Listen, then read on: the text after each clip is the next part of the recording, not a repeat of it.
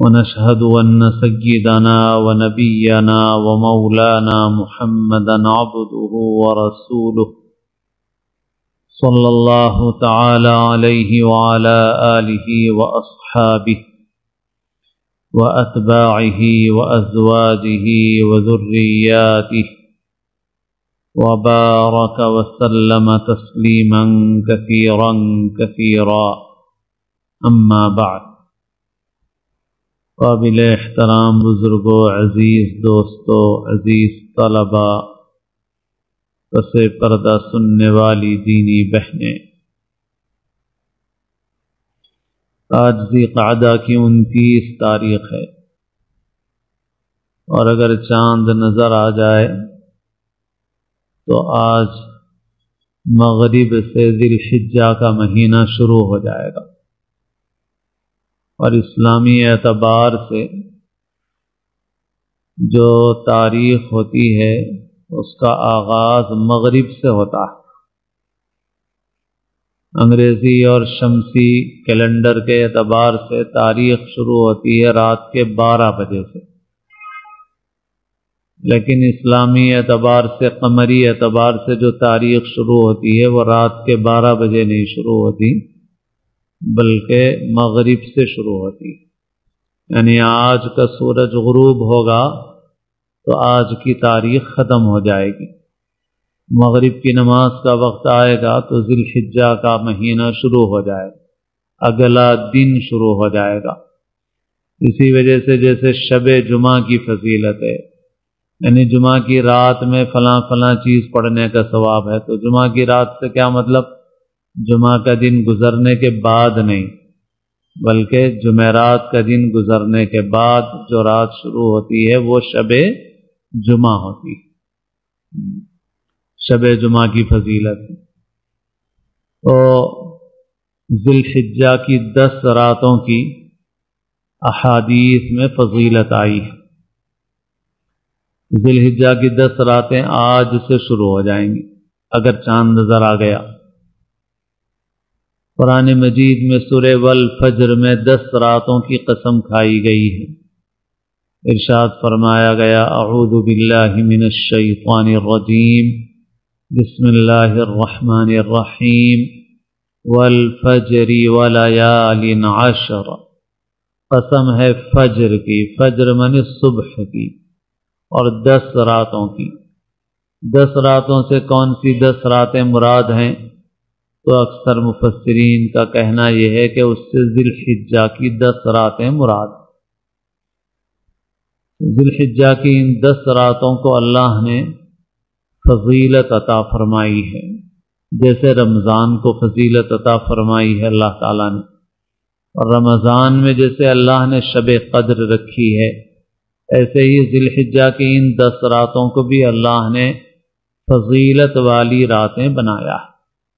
بعض علماء کے نزدیک ذی الحجہ کی ان 10 راتوں کی فضیلت شب قدر کی طرح، شب قدر کی فضیلت کے بعد صحیح احادیث سے جن راتوں کی فضیلت ثابت ہوتی ہے ان میں ذی الحجہ کی 10 راتیں۔ عام طور پر ہم لوگوں کو اس کا علم نہیں ہے اور اس کی طرف توجہ نہیں، اور ان 10 راتوں میں عبادتوں کا اہتمام کا مطلب یہ بھی نہیں ہے ضروری کہ آدمی پوری رات اہتمام کرے، رات کا کچھ حصہ بھی آدمی اہتمام کرے تو اس رات کے اہتمام کا ثواب اس کو ملے گا، باقی جو زیادہ کرے گا اس کو زیادہ ثواب ملے گا، جو پوری رات کا اہتمام کرے گا اس کو پوری رات کا ثواب ملے گا۔ ذی الحجہ کی ان 10 راتوں اور 9 دن ملتے ہیں، اور رات کے اعتبار کو کم اعتبار کیا جائے تو 10 دن بھی کہے جا سکتے ہیں، رات کا اعتبار کیا جائے تو 10 دن بھی کہے جا سکتے ہیں۔ تو ان 10 دنوں میں نیک عمل اللہ تعالیٰ کو محبوب ہے۔ ایک حدیث شریف میں رسول اللہ صلی اللہ علیہ وسلم نے فرمایا کہ ما من ایام العمل الصالح فیہا احب الی اللہ من هذه الایام یعنی ایام العشر، کہ ان 10 دنوں میں اللہ تعالیٰ کو نیک عمل بہت ہی محبوب ہے۔ ان 10 دنوں میں اللہ تعالیٰ کے نزدیک نیک عمل بہت ہی محبوب ہے۔ تو یہ 10 دن ذی الحجہ کے فضیلت کے ہیں۔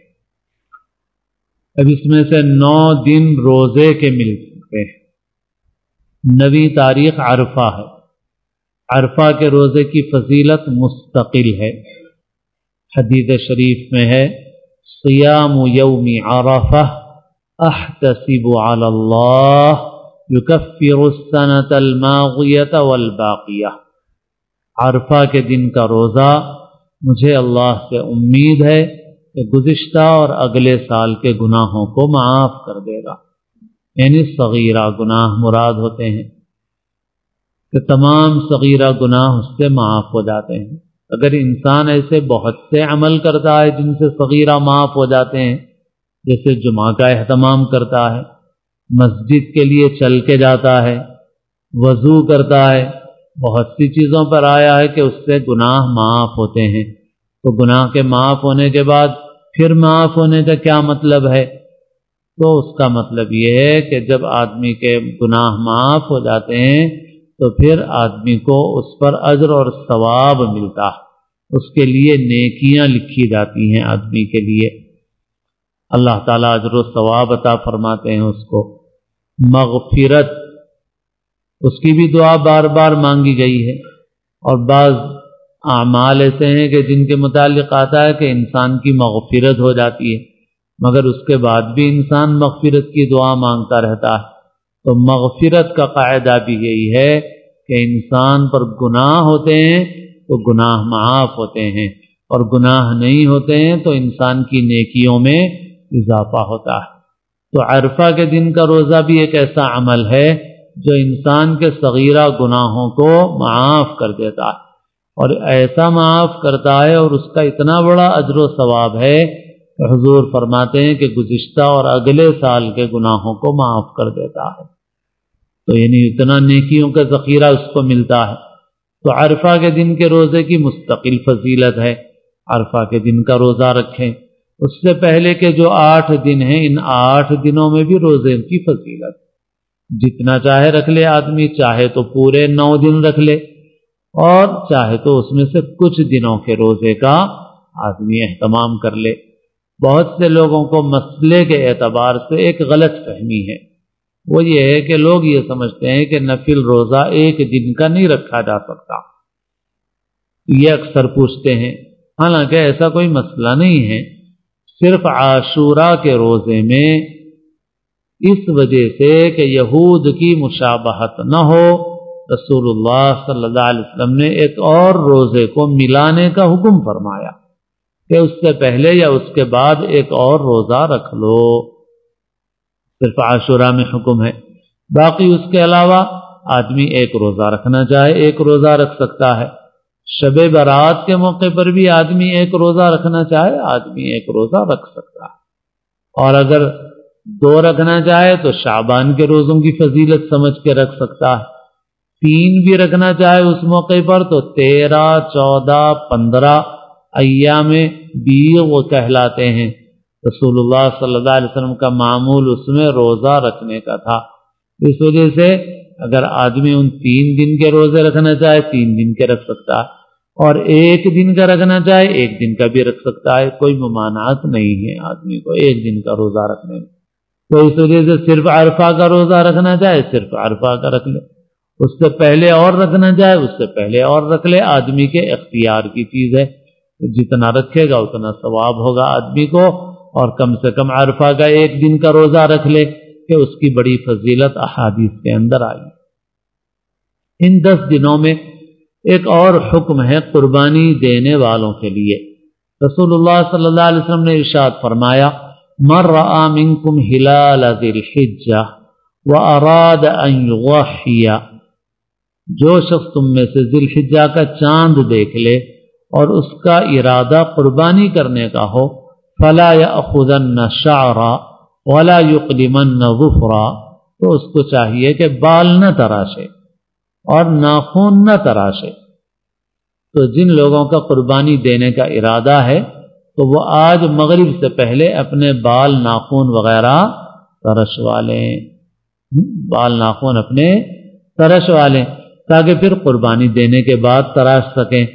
ہاں یہ مستحب ہے، لیکن چونکہ حدیث میں صراحت سے موجود ہے اس وجہ سے اس کا اہتمام کرنے کی کوشش ضرور کرنا چاہیے۔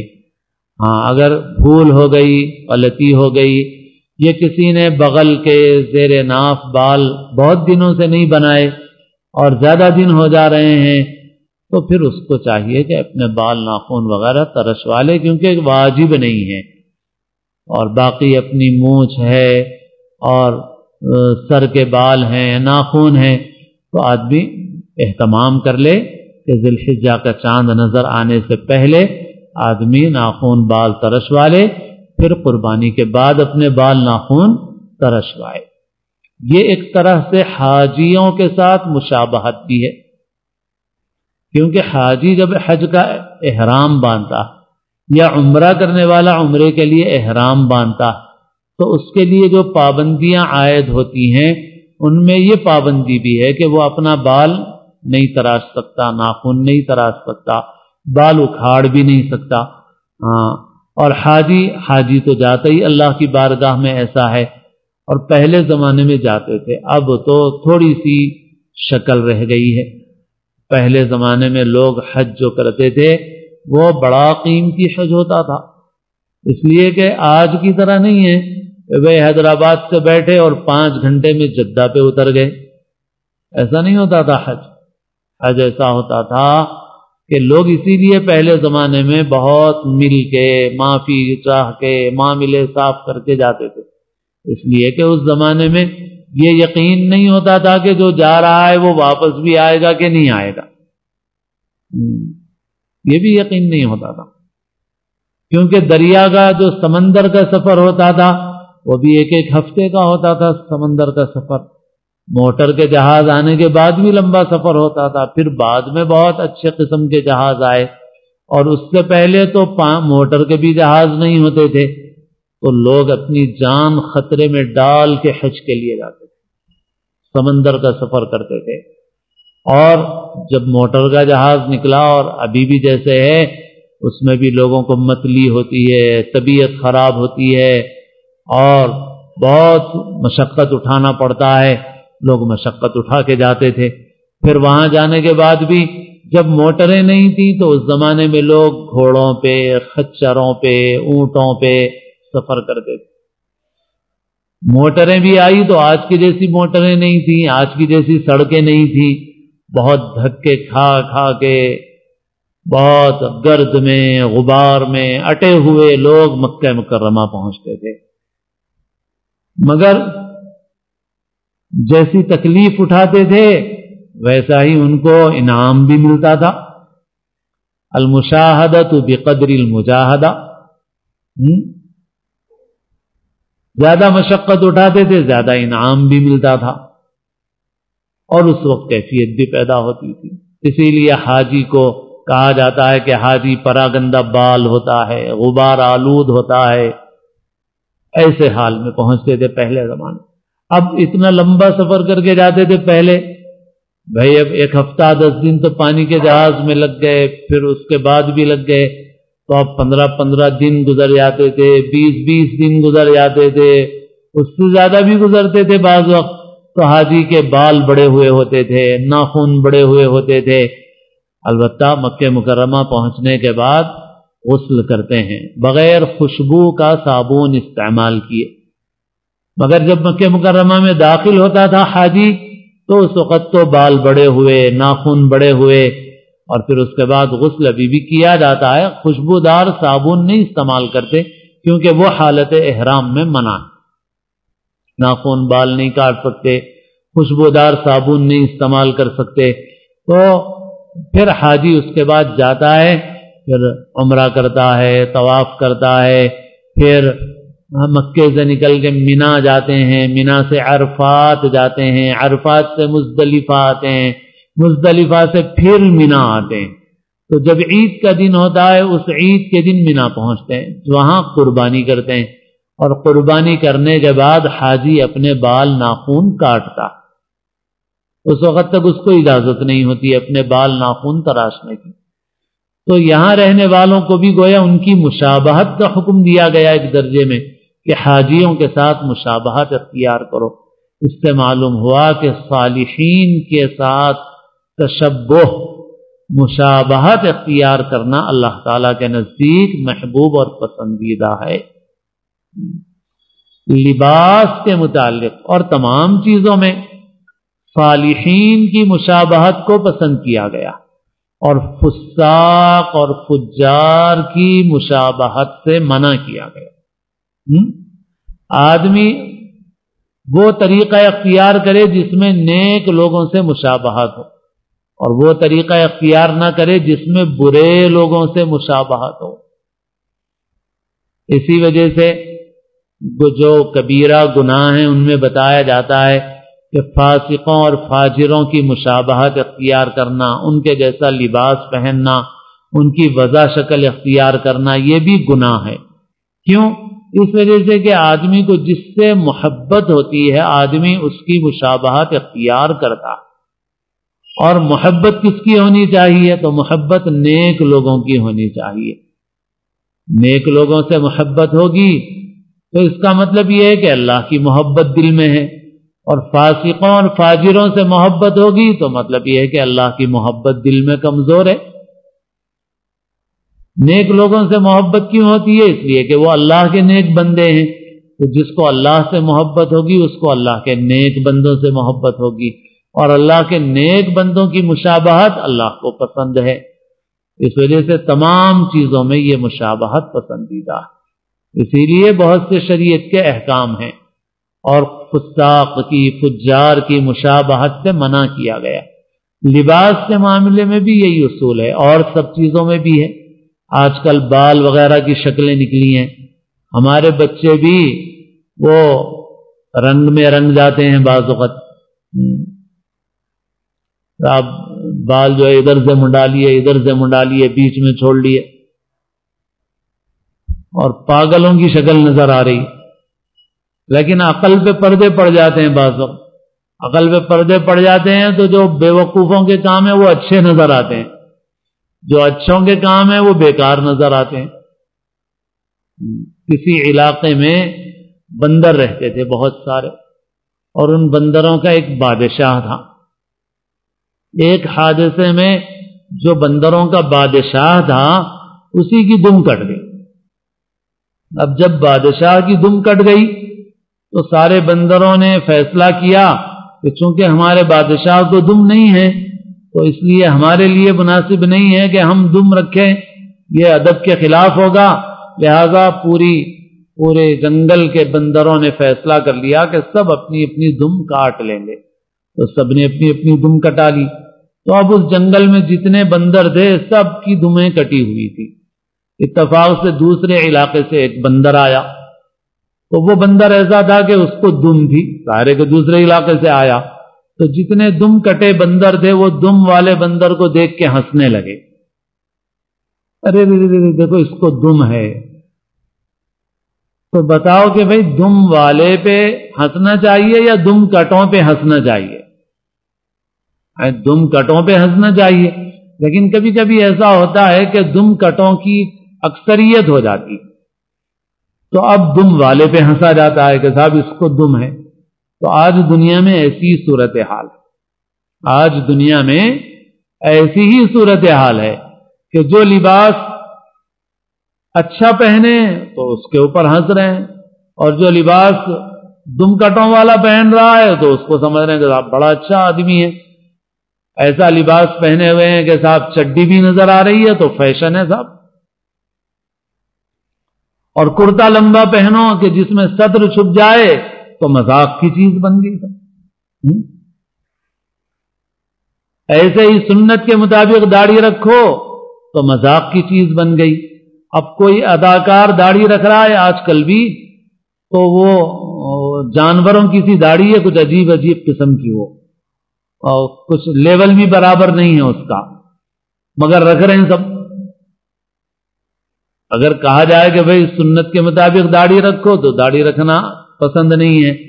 لیکن اب ایک اداکار نے داڑھی رکھ لی. اب وہ آج کل چل رہی ہے، جہاں دیکھو ایئرپورٹ پہ، ہوائی جہاز میں مالدار، کروڑ پتی، ارب پتی، فیشنیبل سب نظر آ رہے ہیں، اور ان کی وہ داڑھی عجیب و غریب قسم کی ہے، ایک طرف سے بڑی ایک طرف سے چھوٹی، اور وہ داڑھی رکھے ہوئے ہیں. اور دیکھو تو صورت بھی اچھی نہیں معلوم ہوتی. اچھا اگر پوری نہ رکھتے، آدھی بھی رکھتے، تھوڑی بھی رکھتے، تو وہ تھوڑی بھی تو ایک لیول سے رہتی، مگر وہ لیول بھی صحیح نہیں ہے. مگر چونکہ ایک وہ رکھ لیا ہے کسی نے تو ویسے ہی رکھ رہے ہیں صاحب.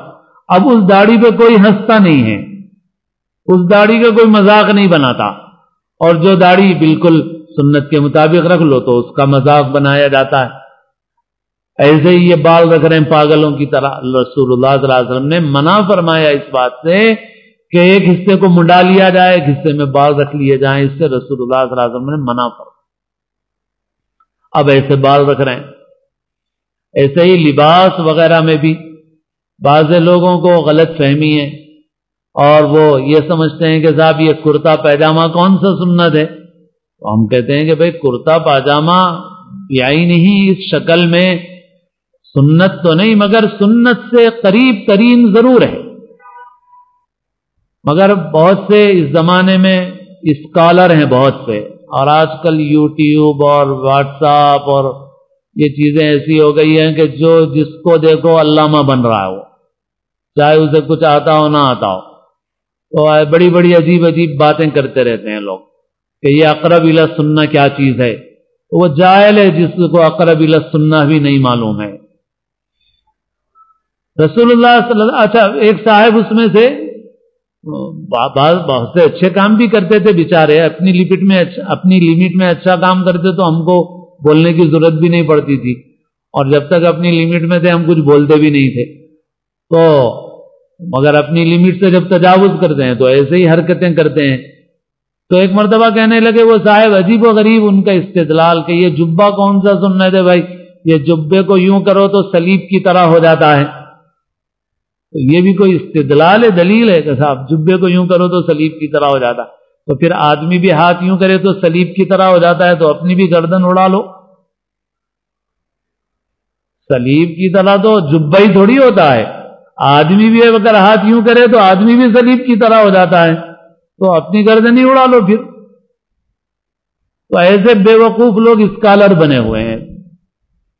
تو بہرحال وہ لوگ کہتے ہیں کہ صاحب یہ کرتا پیجامہ، ہم ان سے بھی پوچھتے ہیں اور آپ سے بھی کہتے ہیں کہ بھئی رسول اللہ صلی اللہ علیہ وسلم جو جبہ پہنتے تھے وہ جبہ کتنا لمبا ہوتا تھا؟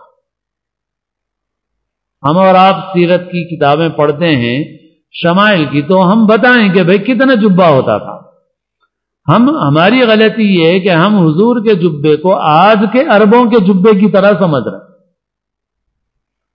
آج کے عرب کا جبہ تو ٹخنوں سے نیچے لیڑ رہا ہے. کیا حضور کا جبہ ایسی تھا؟ نہیں تھا. اللہ کے رسول صلی اللہ علیہ وسلم نے کیا فرمایا کہ بھئی آدھی پنڈلی کے قریب. تو حضور کا جو جبہ ہوتا تھا وہ آدھی پنڈلی کے آس پاس ہوتا تھا. تو جو کرتا گھٹنوں سے نیچے ہوگا وہ حضور کے جبے کے قریب ہو گیا کہ نہیں ہوا؟ حضور کے جبے کے قریب ہوا یا نہیں ہوا؟ جو گھٹنوں سے نیچے جو کرتا جو لوگ پہنتے ہیں تو وہ حضور کے جبے کے قریب ہے بالکل وہ. اور اسی طرح سے حرم شریف میں ایک بزرگ رہتے ہیں، وہ یہ کہتے ہیں کہ یہ جو چاک ہے، یعنی یہ پہلے جبوں میں یہی چاک ہوا کرتا تھا. یہ بغیر چاک کے جو جبہ آیا ہے یہ لارنس آف عربیہ ایک جاسوس تھا انگریز، جس نے مسلمانوں کے اندر توڑ پیدا کیا. ایک مشہور جاسوس تھا اور عیسائی تھا، مگر مسلمانوں کے بھیس میں رہتا تھا، زبردست عربی بولتا تھا. وہ بزرگ کہتے ہیں یہ اس کے ذریعے سے آیا ہے، اور یہ بغیر چاک والا جبہ پادریوں کے جبے سے آیا ہے.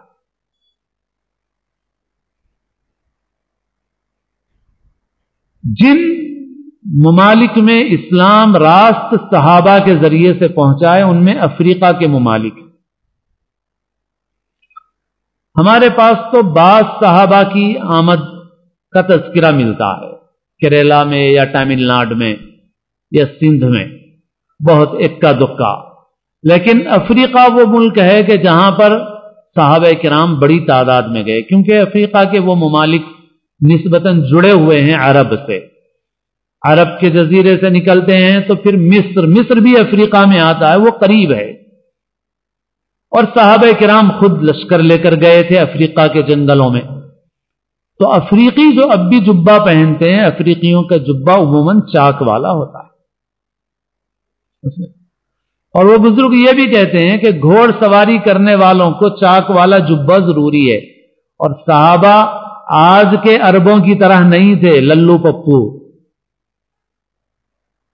بالکل شوگر کے مریض، انسولین کے محتاج، عیش و عشرت میں پھنسے ہوئے۔ وہ گھوڑ سواری کرتے تھے، وہ تیر اندازی کرتے تھے، تو گھوڑ سواری کرنے والوں کو چاک والا جبہ ضروری ہے، وہ جبہ نہیں چلتا وہ۔ تو بہرحال یہ ہے کہ میں یہ عرض کر رہا تھا کہ یہ آج جو عربوں کا نیچے لیڑتا ہوا جبہ ہے، یہ حضور والا جبہ نہیں ہے، حضور والا جبہ آدھی پنڈلی تک ہے۔ تو جو کرتا گھٹنوں سے نیچے ہوگا وہ حضور کے جبے کے قریب ہے، اور پاجامے کو رسول اللہ صلی اللہ علیہ وسلم نے پسند فرمایا، یہ روایات سے ثابت۔ حضرت عثمان غنی رضی اللہ تعالی عنہ نے شہادت کے وقت خاص طور پر پیجامہ زیب تن فرمایا، تاکہ اگر کوئی اتفاق سے حادثہ کوئی پیش آ جائے، اور ہوا بھی ویسا، تو اس وقت وہ پاجامے میں رہیں، اس لیے انہوں نے پاجامہ پہنا۔ اس لیے پاجامہ پہننا صحابہ سے ثابت ہے، اور حضور کا پسند فرمانا یہ روایات میں مذکور ہے۔ اس وجہ سے اس کرتے پاجامے کو یہ کہنا کہ یہ سنت نہیں ہے، یہ جہالت کی بات ہے۔ اور اگر اس سے ہم کچھ نیچے اتر جائیں، تب بھی میں بات اسی پر سے نکلی تھی کہ شریعت کے نزدیک صلحاء صالحین سے تشبہ مطلوب ہے، یعنی شریعت چاہتی ہے کہ انسان لباس وضع قطع میں وہ طریقہ اختیار کرے جو صالحین کا طریقہ ہے، اور فاسقین کے طریقے کو اختیار نہ کرے، یہ شریعت چاہتی ہے۔ میں کہتا ہوں ٹھیک ہے، آج کل ایسے علماء بھی یہی کہتے ہیں کہ اگر پینٹ شرٹ ہو، ٹخنے سے چاہے تھوڑا سا ہی اوپر ہو اور ڈھیلا ڈھالا ہو، جائز ہے۔ حرام کا حکم اب علماء اس کے اوپر نہیں لگاتے، اور اب وہ چونکہ صرف انگریزوں کا لباس نہیں رہا اور پوری دنیا میں پھیل گیا، اس وجہ سے علماء اب اس کو انگریزوں کا لباس بھی نہیں کہتے، اگر وہ جو شرطیں میں نے بتائی ہیں ان شرطوں کے مطابق ہو، یعنی ٹخنے سے تھوڑا سا اوپر ہو، ڈھیلا ہو، اس پر حرام کا حکم نہیں لگایا جاتا، تشبہ بالکفار کا حکم بھی اب نہیں لگایا جاتا اس کے اوپر، مگر اس کے باوجود وہ سیکنڈ کلاس ہے، فرسٹ کلاس نہیں ہے۔ اس کو پہچاننے کا ایک موٹا سا معیار بتاتا ہوں کہ وہ صالحین کے لباس میں کرتا پاجامہ بھی ہے، صالحین کے لباس میں شیروانی بھی ہے۔ میں کہتا ہوں بھائی اگر کوئی آدمی کرتا پیجامہ یا شیروانی پہن کے، ولیمے میں بھی مسئلہ آتا ہے بعض اوقات ولیمے میں بھی لوگ یہ کہتے ہیں کہ صاحب شیروانی نہیں سوٹ سلانا، تو میں کہتا ہوں بھائی نہیں بھائی، تو حرام کا حکم تو ابھی بھی ہم نہیں لگاتے، مگر سوال یہ ہے کہ آپ کو کیوں شیروانی ناپسند ہے؟ آپ کو اپنے کلچر پہ آپ شرمندہ کیوں ہیں؟ آپ کو فخر کیوں نہیں ہے اپنے کلچر پہ؟ آپ کو اپنے کلچر میں شان کیوں نہیں محسوس ہوتی آپ کو؟ تو بعض ایسے ہی مسئلے آئے تو گھر کے لوگوں نے کہا کہ صاحب وہ کون سی شیروانی سنت ہے؟ میں نے کہا شیروانی سنت تو نہیں ہے، مگر مسئلہ یہ ہے، فرق یہ ہے کہ بھئی اگر کوئی آدمی شیروانی پہن کے تھیٹر میں چلا جائے، سینما میں چلا جائے، تو کیا ہوگا صاحب؟ لوگ اس کو دیکھنے لگیں گے صاحب یہ شیروانی پہن کے تھیٹر میں سینما میں کہاں سے آ گئے، ہے نہیں ہے؟ اور سوٹ پہن کے جائے تو کوئی دیکھے گا؟ کیوں؟ اس لیے کہ یہ تو سینما دیکھنے والوں کا لباس ہے، اور شیروانی سینما دیکھنے والوں کا لباس نہیں ہے، نہیں ہے۔ اللہ تعالیٰ اگر عقل سلیم دیں تو سمجھنے کے لیے یہ موٹی موٹی باتیں بھی کافی ہیں، اور اگر آدمی محرومی ہو جائے تو بحث حجت ہی کرتا رہے گا۔ تو بھائی صالحین کی مشابہت پر یہ باتیں نکلی، اور بچوں سے بھی کہوں گا ہمارے، بس دیکھا دیکھی، ادھر سے بال مڈا رہے ہیں ادھر سے مڈا رہے ہیں، کیوں پاگل بن رہے ہو پاگلوں کے ساتھ؟ دم کٹوں کی نقل میں کیوں دم کٹا رہے ہو اپنی؟ اور دم کٹے ہنستے ہیں تو ہنسنے دو، کیا ہوتا ہے اس سے؟ دم کٹا ہونا وہ شرم کی بات ہے، دم والا ہونا شرم کی بات نہیں۔ تو بہرحال یہ جو ایک حکم ہے اس پر سے بات نکلی تھی کہ بھئی ذی الحجہ کے مہینے میں قربانی دینے والا جو بال ناخن ترشوانے سے پرہیز کرتا ہے، یہ گویا حجاج کی مشابہت اختیار کر رہا ہے، حاجیوں کی مشابہت اختیار کر رہا ہے، اور یہ مشابہت بھی اللہ کے نزدیک محبوب اور پسندیدہ ہے۔ حضرت خواجہ عزیز الحسن صاحب مجذوب علیہ الرحمہ کا شعر ہے، تیرے محبوب کی یا رب شباہت لے کے آیا ہوں، حقیقت اس کو تو کر دے میں صورت لے کے آیا ہوں۔ اتباع سنت سے انسان اللہ کا محبوب ہوتا ہے۔ قرآن مجید میں اللہ نے فرمایا قل ان کنتم تحبون اللہ فاتبعونی یحببکم اللہ۔ اے لوگو، اے نبی آپ فرما دیجئے کہ اے لوگو اگر تم اللہ سے محبت کرتے ہو تو میرا اتباع کرو، اللہ تم سے محبت فرمائے گا۔ تو اتباع سنت میں انسان کے لیے اللہ نے محبوبیت رکھی ہے، وہ اس وجہ سے کہ جب آدمی سنت کا اتباع کرتا ہے تو وہ اللہ کے محبوب یعنی حضور کی نقل اختیار کرتا ہے، اور حضور کی نقل اختیار کرنے کی وجہ سے اللہ تعالیٰ اس سے محبت فرماتا، اس سے محبت فرماتا۔ تو جو قربانی دینے والے ہیں وہ اس پر عمل کریں۔ ایسے ہی قربانی خوش دلی کے ساتھ اور اخلاص کے ساتھ کرنے کا اہتمام کرنا چاہیے۔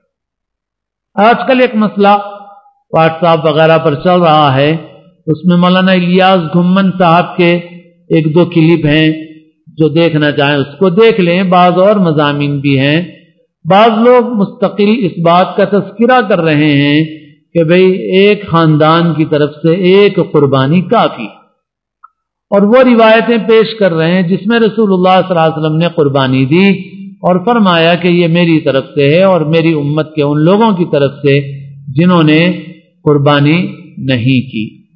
تو یہ اصل میں رسول اللہ صلی اللہ علیہ وسلم نے ثواب میں پوری امت کو شریک فرمایا ہے۔ باقی قربانی واجب ہونے کے اعتبار سے اگر گھر کے کئی لوگ صاحب نصاب ہوں تو ان حدیثوں کا اس مسئلے سے کوئی تعلق نہیں ہے۔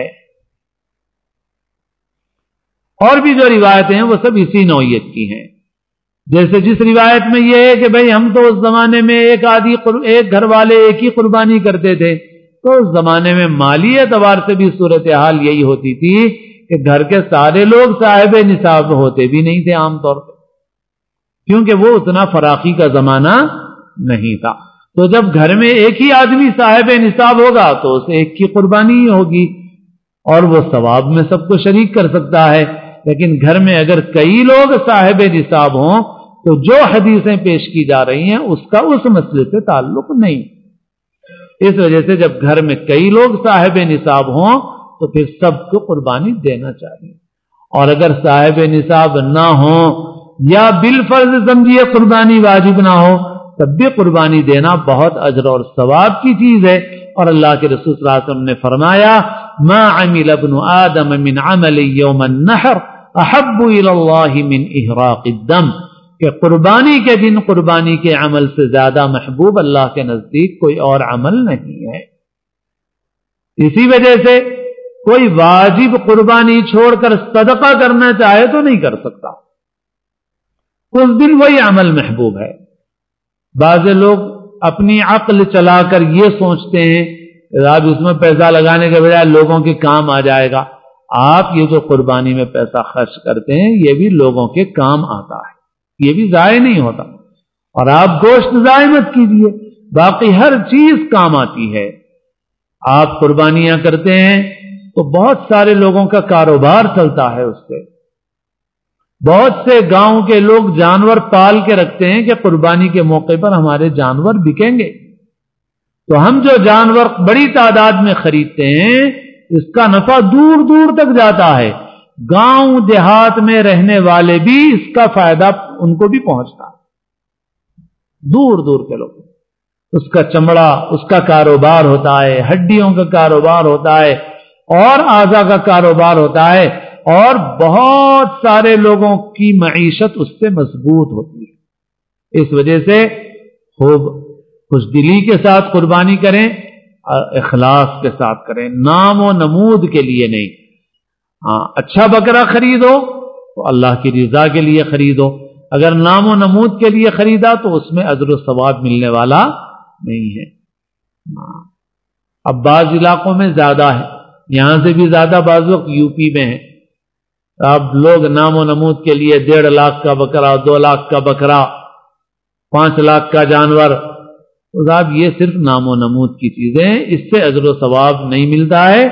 ہاں البتہ اچھا جانور فربا ہو, صحت مند ہو, تاکہ اچھا گوشت استعمال کیا جائے اور دوسروں کو کھلایا جائے, اور اچھے گوشت اچھے جانور کی قربانی کی جائے تو اس میں بہت اجر و ثواب. اس وجہ سے قربانی خوش دلی کے ساتھ ادا کریں. جن پر واجب ہے ان کو تو کرنا ہی ہے, اور واجب نہیں ہے اور اللہ نے گنجائش دے رکھی ہے اس وقت قربانی کی, تو وہ آدمی بھی قربانی کر سکتا ہے. قربانی بہت ثواب اور اجر کی چیز ہے. پھر اس قربانی کے گوشت کو بھی صحیح طریقے سے تقسیم کرنا چاہیے. اس میں بھی کچھ باتیں توجہ طلب ہیں. عام طور پر بہت سی چیزوں میں رسمیت آ گئی ہے, حقیقت نکل گئی ہے. تو اب ہو یہ رہا ہے کہ صاحب بعض لوگ ایسے ہیں جن کے پاس فریج بھرے پڑے ہوئے ہیں, اور قریب میں بعض آبادیاں ایسی ہیں کہ جن کو ضرورت کے بقدر کھانے کے برابر بھی گوشت ان کو نہیں مل رہا, اور ایسا بہت سی جگہوں پر ہو رہا. تو ہم کو تھوڑی سی فکر کرنا چاہیے, رسم سے نکل کے حقیقت کی طرف آنا چاہیے, اور یہ اہتمام کرنا چاہیے کہ ہم گوشت ان لوگوں تک پہنچائیں, اس کے لیے تھوڑی مشقت برداشت کریں. ایک مرتبہ ایک دوست کے گھر قربانی کا گوشت گیا, اور وہ بھی تاخیر ہوئی, تقریباً 12-1 بجے کے وقت گوشت پہنچا. تو چونکہ بے تکلفی تھی تو وہ کہنے لگے کہ یہ صبح سے, اور ان کے گھر میں قربانی نہیں ہوئی تھی, ان کے گھر میں کچھ صحت بھی صحیح نہیں تھی, بیماریاں بھی تھیں, تو قربانی نہیں ہو سکی تھی ان کے گھر. جب 12-1 بجے کے وقت گوشت پہنچا تو انہوں نے بے تکلفی سے کہا کہ پہلا گوشت ہے جو آپ کے پاس کا ہمارے پاس پہنچ رہا ہے صبح سے. اور پھر اس کے بعد میں ملاقات پر انہوں نے سنایا کہ ہم اوپر کے فلور پہ تھے, اور نیچے ہمارے مکاندار کے پاس ہماری نگاہوں کے سامنے 7 بکرے کٹے, مگر 12-1 بجے تک خود ہمارے گھر میں بھی حصہ نہیں آیا. اور ادھر سے ران ادھر جا رہی ہے, ادھر سے ادھر آ رہی ہے سمدھاوے میں, اور دونوں کے فریج بھرے ہوئے ہیں, اور دستر پوش ڈال کے ادھر سے گوشت ادھر جا رہا ہے, ادھر سے ادھر آ رہا ہے, ان کے بھی فریج بھرے ہوئے, ان کے بھی فریج بھرے ہوئے.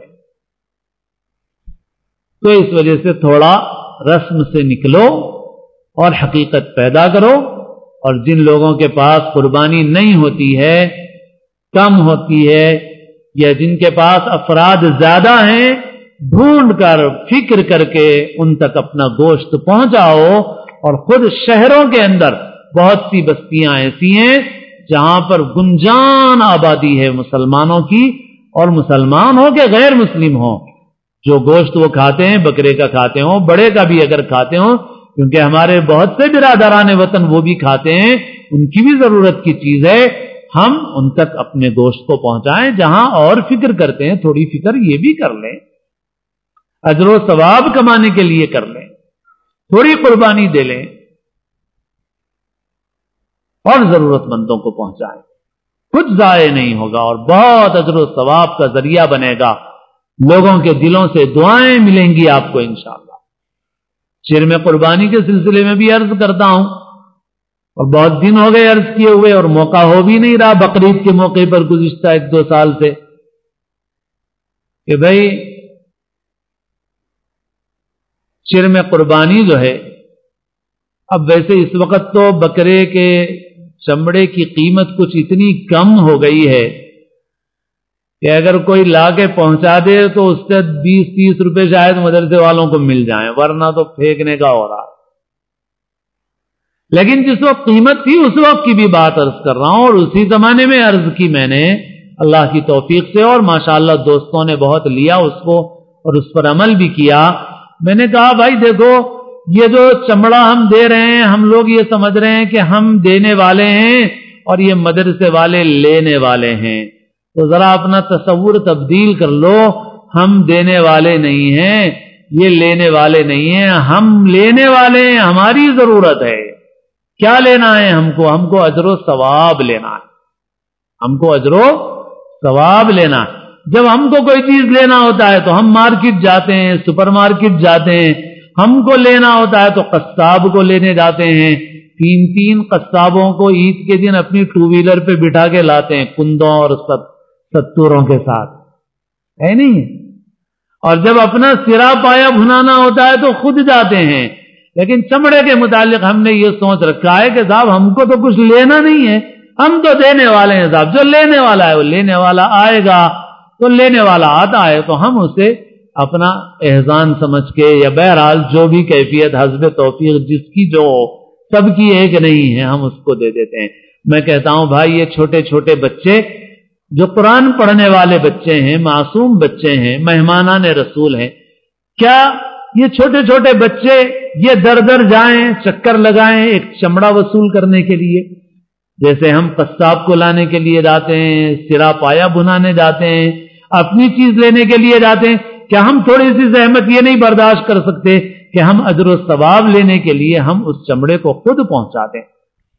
اور ہماری کسی ادارے کے لیے جس پر آپ کا اعتماد نہ ہو، ہماری اپیل نہیں ہے آپ سے کوئی، لیکن جہاں آپ کو اعتماد ہے کہ صاحب وہاں آپ کا مال صحیح مصرف میں خرچ ہو سکتا ہے، تو آپ اپنے تصور کو بدلیے کہ ہمیں دینا، ہم کو لینا ہے، دینا نہیں ہے، اجر و ثواب لینا ہے، لہذا جا کر کے خود پہنچائیے۔ بلکہ میں تو چاہوں گا کہ پورے شہر میں، پورے ہمارے علاقے میں ماحول بنے کہ مدرسے کا کوئی بچہ اس کو جانے کی نوبت نہ آئے۔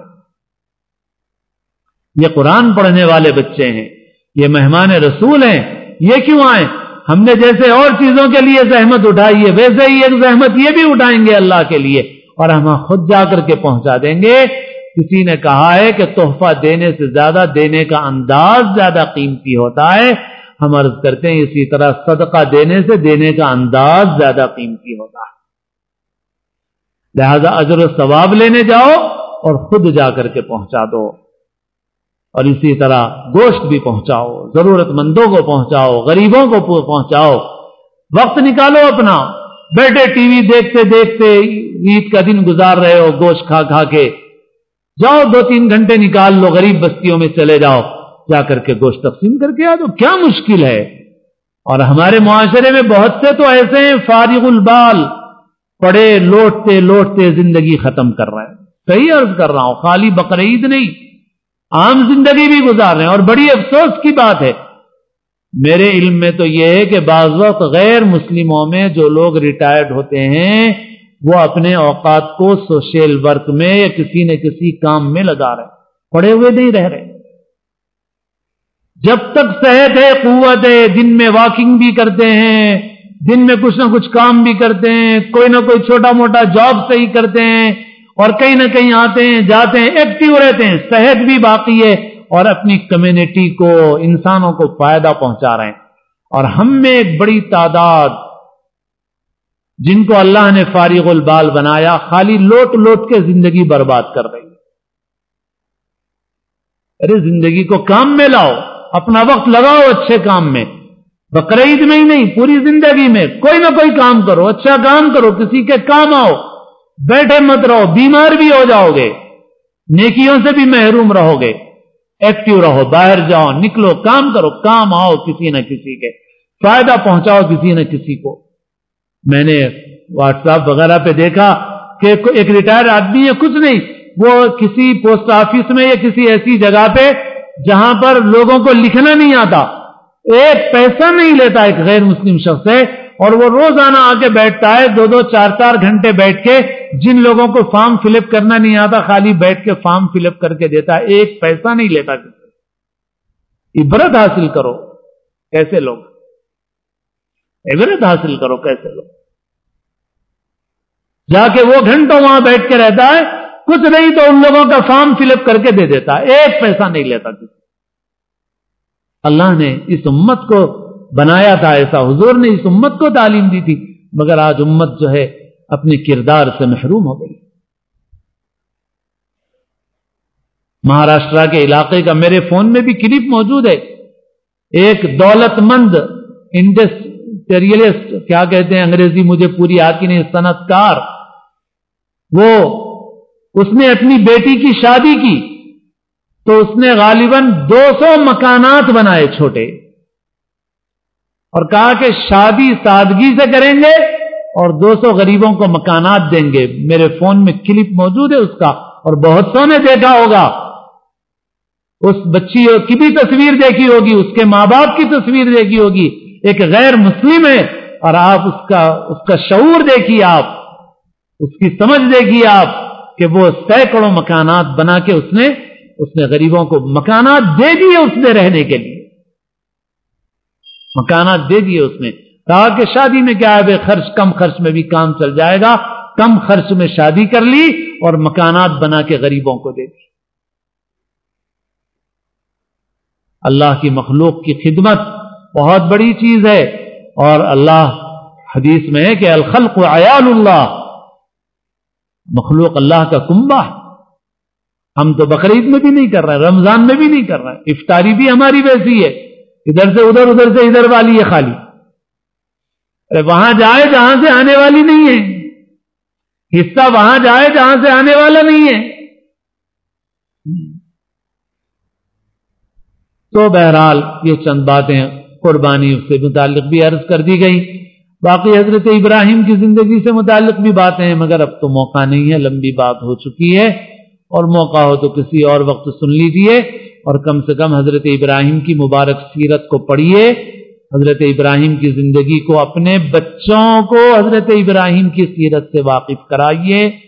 اسکولوں میں پڑھنے والے بچوں کے لیے یوں سمجھیے کہ لازم اور ضروری ہے کہ آپ ان بچوں کو حضرت ابراہیم کی سیرت کی کتابیں لا کر دیں۔ آپ ہزاروں کے بکرے خرید رہے ہیں، 200-400 کی کتابیں نہیں لا سکتے۔ آپ قصاب کو 1000 روپے دے رہے ہیں، آپ کتابیں نہیں لا سکتے۔ لائیے کتابیں، ڈھونڈ کے لائیے، انگریزی میں لائیے، تیلگو میں لائیے، ہندی میں لائیے، اور ہمارے اسکول جانے والے بچوں میں سے کوئی بچہ ایسا نہ رہے ہم خود لائیں اپنے بچوں کو دیں۔ 10 سیٹ لاؤ، اپنے پڑوس میں دو، اپنے بچے کو دو کہ تمہارے ساتھ اسکول میں پڑھنے والے دوسرے بچوں کو دو، اور پہنچاؤ ان کو۔ ہمارا ہر بچہ حضرت ابراہیم کی زندگی پڑھے، حضرت نوح کی زندگی پڑھے۔ اس سے پہلے قصص النبیین کا انگریزی تیلگو ترجمہ جو چھپا ہے، حضرت نوح کا بھی حضرت ابراہیم کا بھی، وہ انشاءاللہ یاد رکھیں، دوسرے ساتھی جمعہ میں بھی یہاں رکھیں، اعلان کریں اس کا۔ اور اس میں جن صاحب نے چھاپا کچھ فوٹو ووٹو ہیں، تھوڑی بے احتیاطی بھی ہے، لیکن بہرحال اس سے بھی زیادہ فوٹو والے اخبار سب آ رہے ہیں۔ بہرحال اس کو لو، اس کو پہنچاؤ، اور اس کے علاوہ بھی جو کتابیں ملیں آپ کو مارکیٹ میں، جو بھی اچھی کتابیں ملیں حضرت ابراہیم کی زندگی کے متعلق، اور اپنا کام سمجھو، اپنے ہی گھر میں نہیں، 10 نسخے اور لو، 20 نسخے اور لو، اور بچوں کو پہنچاؤ، اسکول میں پڑھنے والوں کو پہنچاؤ، محلے میں پہنچاؤ، اسکول میں پہنچاؤ، اور یہ فکر کرو کہ ہمارے بچے حضرت ابراہیم کی زندگی سے واقف ہوں، کیونکہ خاص طور پر اس ملک میں اس بات کی کوشش ہو رہی ہے کہ ہمیں مشرک بنا دیا جائے۔ اللہ حفاظت فرمائے. ہمیں شرک میں مبتلا کر دیا جائے ہمارے بچوں کو. اور اگر ہمارے بچے واقعی حضرت ابراہیم کا قصہ پڑھ لیں گے، حضرت نوح کا قصہ پڑھ لیں گے، بار بار پڑھیں گے، اتنا پڑھیں گے کہ ان کے دل میں بیٹھ جائے گا. تو جس بچے کے دل میں حضرت نوح کا قصہ بیٹھ گیا، حضرت ابراہیم کا قصہ بیٹھ گیا، انشاءاللہ کبھی وہ شرک میں مبتلا نہیں ہوگا انشاءاللہ. جس بچے کے دل میں حضرت نوح کا قصہ بیٹھ گیا اور حضرت ابراہیم کا قصہ بیٹھ گیا، انشاءاللہ وہ کبھی شرک میں مبتلا نہیں ہوگا. اس لیے اپنے بچوں کو اتنا پڑھاؤ کہ ان کا ایمان مضبوط ہو جائے. اور اگر ہم نے یہ نہیں کیا نا تو خالی ٹوپیوں سے داڑیوں سے ایمان بچنے والا نہیں ہے. اچھی طرح سمجھ لو، خالی اس سے ایمان بچنے والا نہیں. اس وجہ سے چونکہ میں نہیں رہ رہا ہوں بقرعید کے موقع پہ، تو شروع میں 1 سال کے بعد پھر وقفہ ہو گیا.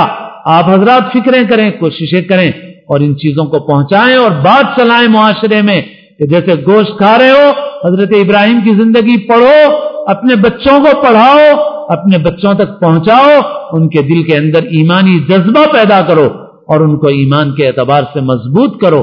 یہ ضروری ہے. اگر یہ نہیں ہوگا تو خالی ظاہر کے اعمال، نماز اور ظاہر کی چیزیں کام آنے والی نہیں ہے، صرف ان سے ایمان بچنے والا نہیں.